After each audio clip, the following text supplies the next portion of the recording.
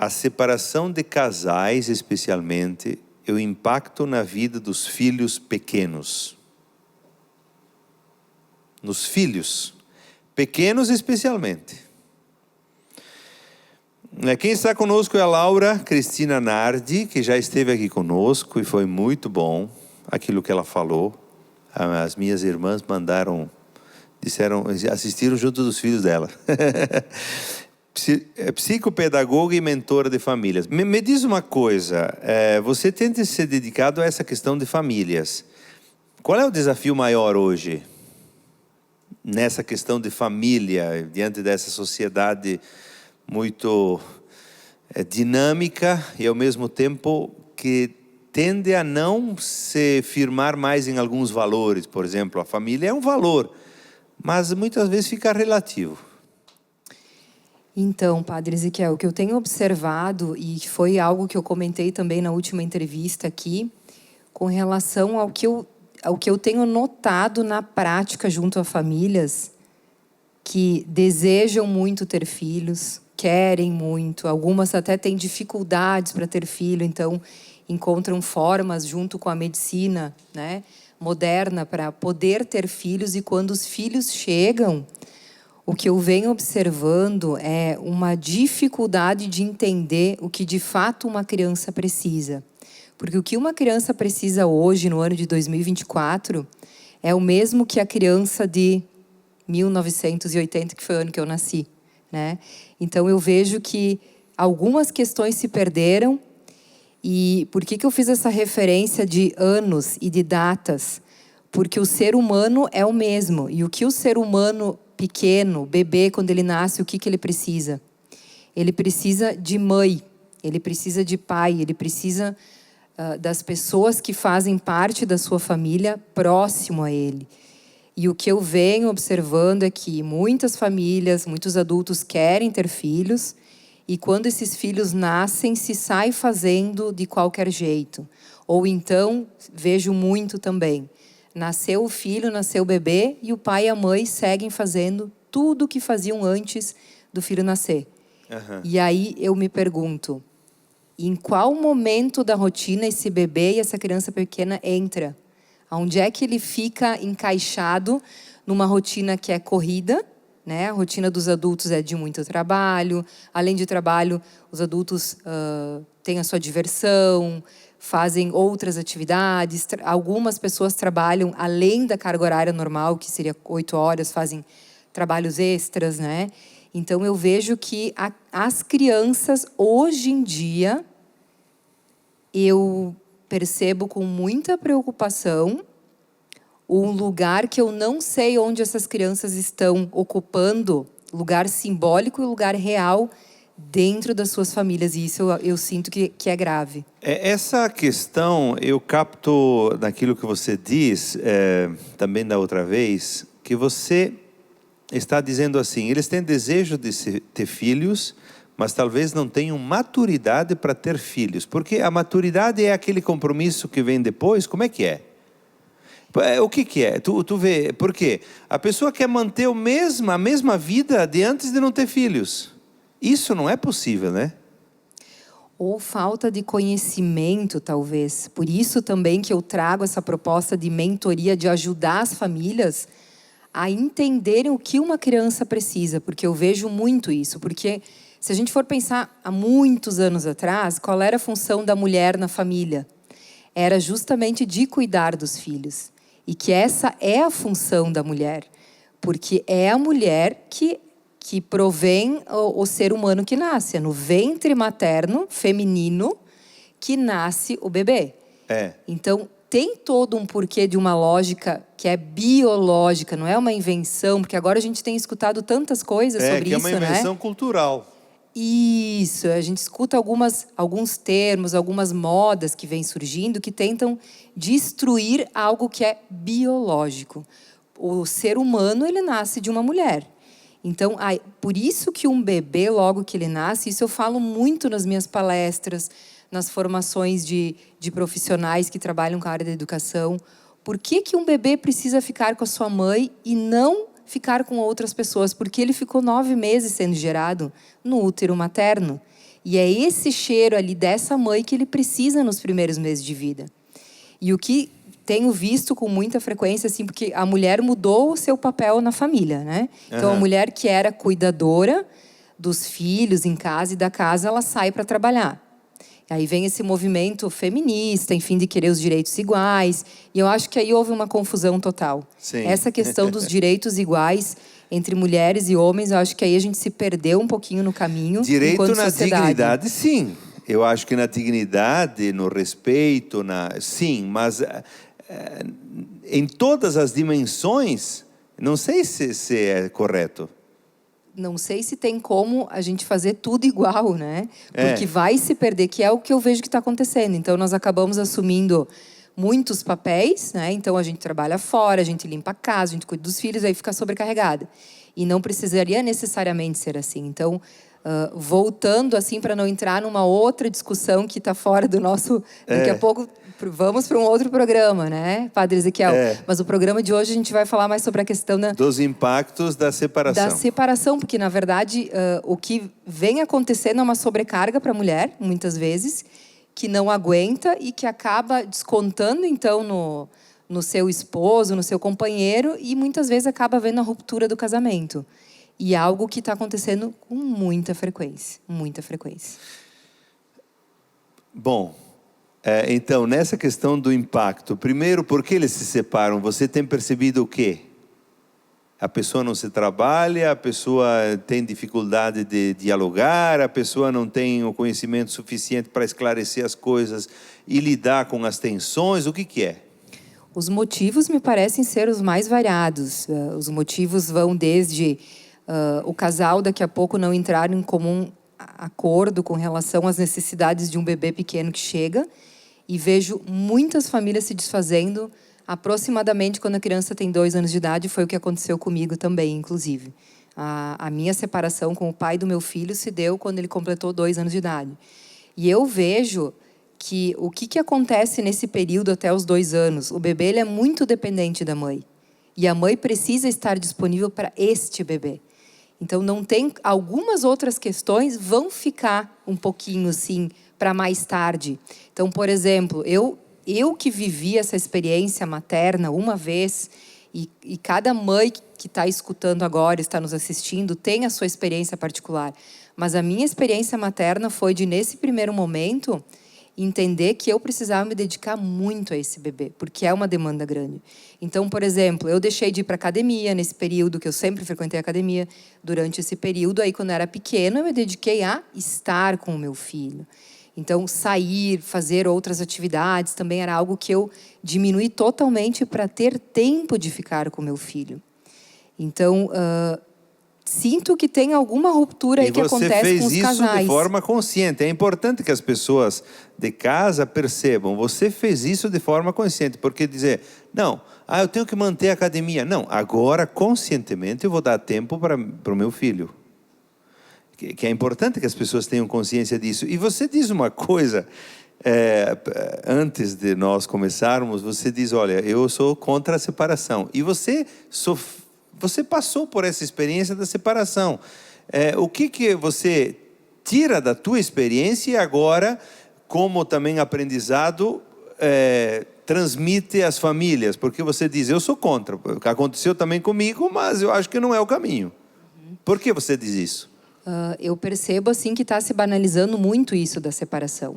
No sentido de que qualquer situação que não está bem entre o casal, vamos nos separar. Eu escuto isso assim, em vários ambientes que eu escuto com muita frequência isso e tenho visto.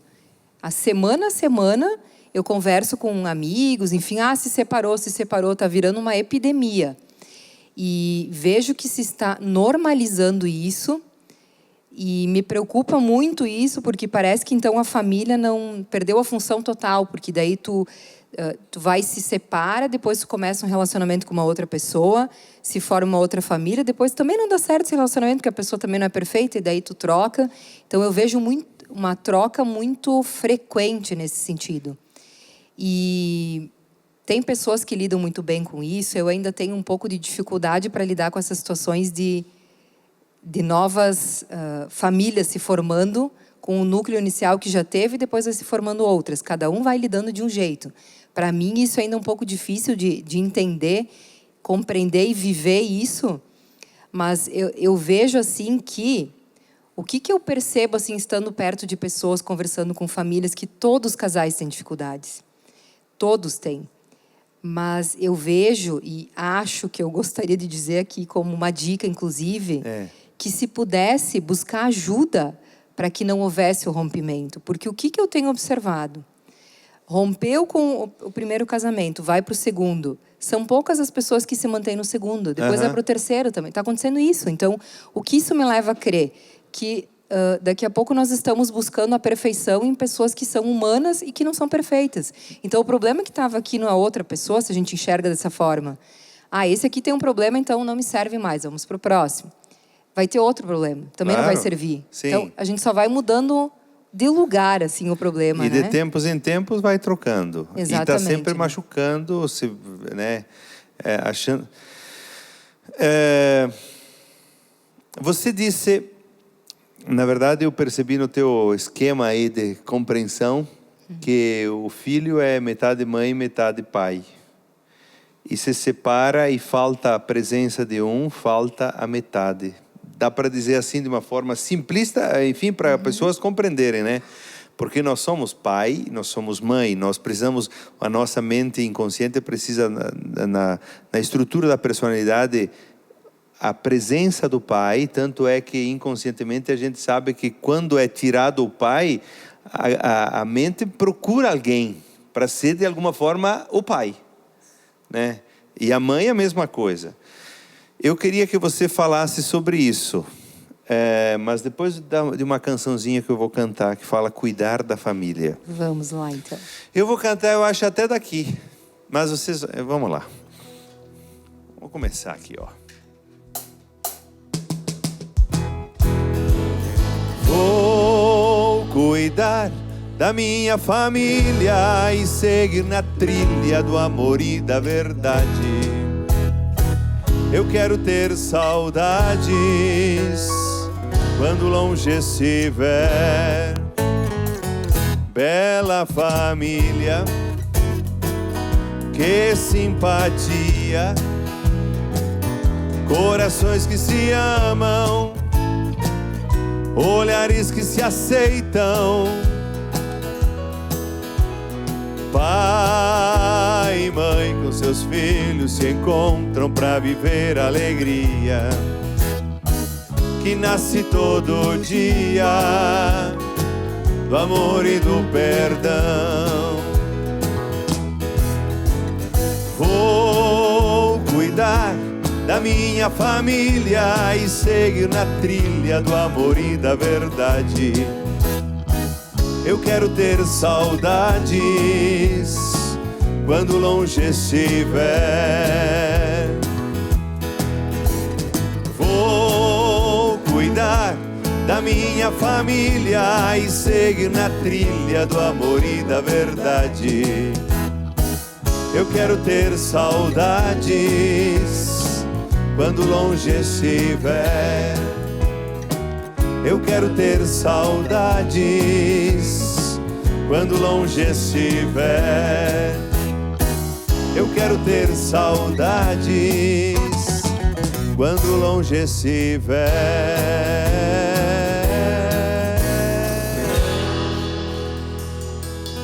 Só cantei um trechinho para que vocês possam ir lá no YouTube e encontrar essa música se vocês gostaram, tá bom?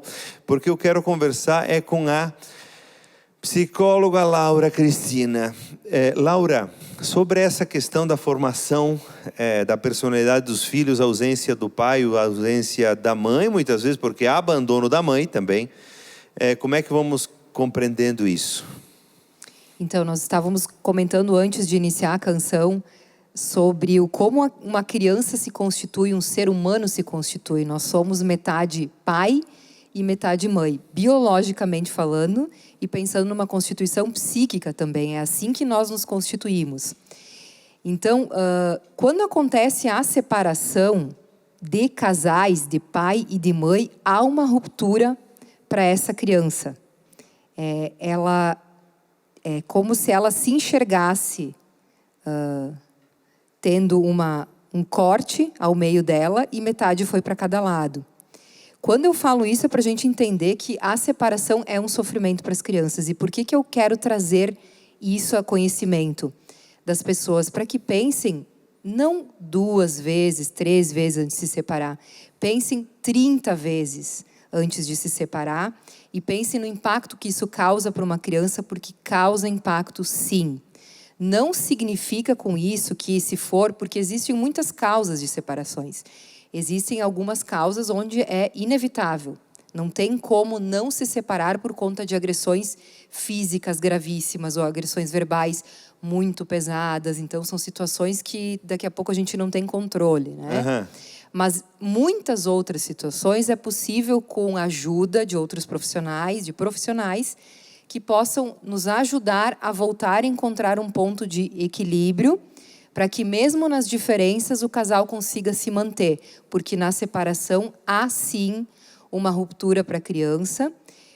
Mas o que é pior disso tudo, e que é isso que eu trago da minha vivência, da separação que eu vivi, e que no primeiro ano da separação foi muito dolorido, foi muito pesado, porque eu me sentia muito vítima, né? Me sentia traída. E depois, com o tempo, com muita ajuda também de terapia, fui entendendo que eu tinha minha parcela de culpa também, porque sempre é assim, né? É, sim.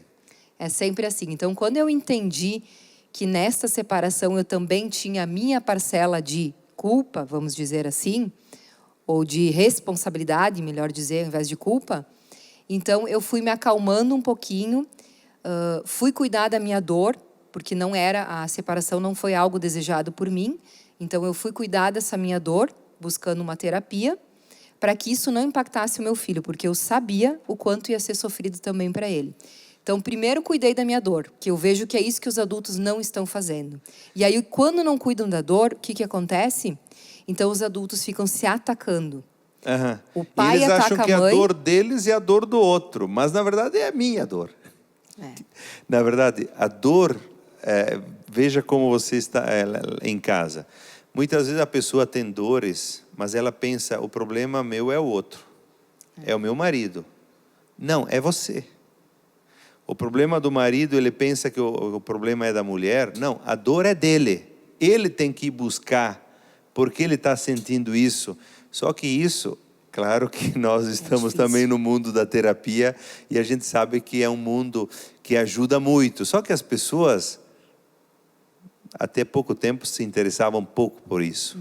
Então, buscar cuidar da sua dor e não projetar no outro, para também resolver os problemas e seguir adiante com a mesma pessoa. Exatamente. Ou então, se foi decidido e está consumada a separação, o que eu vejo que está acontecendo é esses ataques, em 90% dos casos. O que eu escuto de relatos de famílias onde a criança está em sofrimento e os pais não conseguem se dar por conta que ou eles resolvem a dor deles, que eles estão num patamar maior de adultos, né? Ou eles resolvem a dor deles, ou eles acham que estão atacando o outro, né? A mãe acha que está atacando só o pai. E o pai acha que está atacando só a mãe. Quem que está no meio? Se eu acabei de afirmar que uma criança é pai, metade mãe, quem está sendo atacado nesse embate? É o filho que está sendo atacado. Então, quando uma mãe fala mal do pai da criança na frente dela, ou às vezes não precisa nem falar na frente, a criança sente tudo. O menosprezo que tu tem por essa pessoa, a forma como tu não leva em consideração a fala dele. Quando a criança vai buscar... Eu vi uma vez uma cena, lá na cidade de Farroupilha, um carro chegando, eu estava na pracinha com meu filho, eu ainda não era separada. Eu chorei vendo aquela cena. O Jorge era bebezinho pequeno e eu vi a cena, um carro chegando na praça, onde eu estava, estacionou o carro, desceu uma criança sozinha, ela devia ter uns 5 anos de idade, e aí desceu uma mulher. O homem que estava no carro nem desceu, a criança desceu sozinha, e aí desceu uma mulher do outro carro, pegou a criança, e eu vi aquela cena, na hora eu entendi o que era. Era um pai entregando o filho para a mãe numa situação de separação, e nem um dos dois falando, os adultos, né? E eu fiquei só olhando aquela cena, aquele pequeno trajeto de sair de um carro para o outro, a criança sozinha nisso. E aquilo me chocou de tal forma que eu disse, olha a forma como os adultos lidam com uma criança. A responsabilidade, então, é dela. Com 5 anos de idade, mais ou menos, ela devia ter pelo tamanho, sozinha saindo do carro, entrando num outro carro, porque os pais provavelmente não se falam. Então, é sobre isso que eu estou falando aqui. Sim, O sim. quanto os adultos precisam se resolver e deixar de lado as suas dores, que foi o que eu fiz. Eu tinha uma dor muito grande, chorei, sofri um monte. Eu fui tratar da minha dor porque eu entendi que se eu continuasse com ela, eu ia ficar com muita raiva do pai do meu filho. E eu sabia que eu ia estar atacando meu filho. Então, fui cuidar dessa dor para poder, então, minimizar os impactos para o meu filho, que é isso que é importante os adultos entenderem. Se a separação aconteceu, está consumada, nós temos que entender que cada um segue sua vida, mas aí eu vejo adultos com comportamentos adolescentes que ficam postando nas redes sociais, ficam se provocando. Eu vejo muito isso. Sim. Então, o homem vai lá e faz postagens com outra mulher e aí provoca a ex-esposa. Aí a esposa faz a mesma coisa e ficam se atacando com coisas que daqui a pouco poderia se ficar, não digo no secreto, mas vai cuidar da tua vida, mas não se exponha tanto. Eu vejo muita exposição e brigas como se fossem adolescentes. Então, eu vejo adultos no lugar de pai e de mãe que muitas vezes não ocupam o lugar de adulto, que é um lugar maior, de maturidade, de entender que, bom, se eu vou sair com outra pessoa, eu não preciso estar nas redes sociais mostrando, porque isso causa ciúmes, e aí os ciúmes deixam a pessoa atordoada. Por isso que a gente vê, muitas vezes, coisas pesadas acontecendo, brigas violentas, mortes acontecendo, porque as pessoas ficam se provocando, ao invés de se manterem reservadas, num ambiente de mais reservado, sem se aparecer tanto. Eu estou conversando com a Laura, psicóloga e mentora de famílias, e eu vou te fazer a última pergunta porque não tem mais tempo. Muito embora eu gosto muito desse assunto, você discorre muito bem. Eu acho que é importante a gente voltar a conversar. Provavelmente também a sua dor, aquilo que você sofreu, fez com que você se tornasse hoje uma pessoa que quer ajudar famílias a encontrar o caminho, pais e mães a encontrarem o caminho do entendimento, da harmonia e também no cuidado com os filhos. Foi isso? Você... Com certeza. Eu não tenho dúvidas disso, que eu aprendi pela dor. E hoje, quando eu recebo famílias que me procuram para ter ajuda e a queixa é eu não aguento mais o meu marido, que eu digo para as mulheres, que geralmente são as mulheres que chegam até mim para falar. Eu digo, então nós vamos dar um jeito, eu vou te ajudar e nós vamos dar um jeito nessa situação para que vocês fiquem juntos, porque separado é pior. É muito mais difícil. Eu vejo que eu e o pai do meu filho conseguimos lidar bem com essa separação, mas não é a realidade da maioria. Então, se separando, parece que resolve os problemas e não resolve. Os problemas aumentam. Porque uma outra questão que eu queria comentar antes de finalizar. Muitas vezes os avós acabam se metendo. Certo. E aí se torna mais grave ainda. Teve uma mãe que entrou em contato comigo há pouco tempo, dizendo que ela e o ex-marido se dão bem. A ex-sogra é que fica atacando ela e falando mal para a filha, que é uma criança. E ela percebe que cada vez que a menina vai visitar a avó, ela volta diferente, ela volta triste, ela volta impactada com a fala da avó. Então, os avós que estão assistindo esse programa têm que entender que pai e mãe para uma criança é sagrado. É sagrado, não está escrito na Bíblia, não está escrito isso? Que nós devemos honrar pai e mãe?